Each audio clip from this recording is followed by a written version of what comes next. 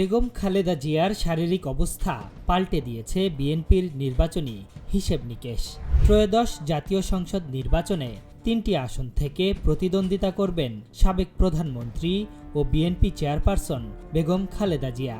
এতদিন এটাই ছিল চূড়ান্ত সিদ্ধান্ত, কিন্তু প্রতিটি আসনেই বিকল্প প্রার্থী দিয়েছে বিএনপি। তবে কি নির্বাচনী লড়াইয়ে নামছেন না বিএনপি চেয়ারপারসন? এমনটা এখনই হলফ করে বলা না গেলেও তার শারীরিক অবস্থা বিবেচনায় আগের সিদ্ধান্ত থেকে সরেও আসতে পারে দলটি। এর আগে ৩ নভেম্বর সংবাদ সম্মেলন করে প্রথম দফায় ২৩৭টি আসনে প্রার্থী ঘোষণা করেন বিএনপি মহাসচিব মির্জা ফখরুল ইসলাম আলমগীর। তখনই দিনাজপুর ৩, বগুড়া ৭ এবং ফেনী ১ আসনের প্রার্থী ঘোষণা করা হয়েছিল বেগম খালেদা জিয়াকে। এতদূর সব ঠিকই ছিল। তবে গত ২৩ নভেম্বর শারীরিক অবস্থার অবনতি হয় বেগম খালেদা জিয়ার। তখন থেকেই দেশের একটি বেসরকারি হাসপাতালের ভেন্টিলেশন সাপোর্টে আছেন তিনি। তার মেডিকেল বোর্ডের সর্বশেষ তথ্য অনুযায়ী অত্যন্ত সংকটময় মুহূর্ত অতিক্রম করছেন খালেদা জিয়া। মায়ের অসুস্থতার জন্য দেশবাসীর কাছে দোয়া চেয়েছেন তার জ্যেষ্ঠ পুত্র তারেক রহমান। সব মিলিয়ে যদি বলা হয়, শারীরিক পরিস্থিতি বিবেচনায় এই মুহূর্তে নির্বাচন করার পরিস্থিতিতে নেই বেগম খালেদা জিয়া। তার আসনগুলোতে বিকল্প প্রার্থী প্রস্তুত রেখেছে বিএনপি।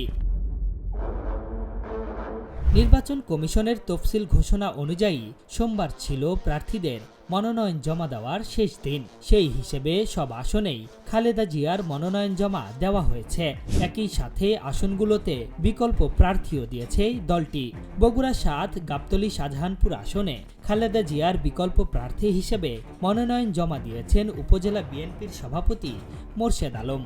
ফেনী ১ আসন থেকে খালেদা জিয়ার বিকল্প প্রার্থী হয়েছেন ঢাকা মহানগর দক্ষিণ বিএনপির আহ্বায়ক রফিকুল আলম মজনু।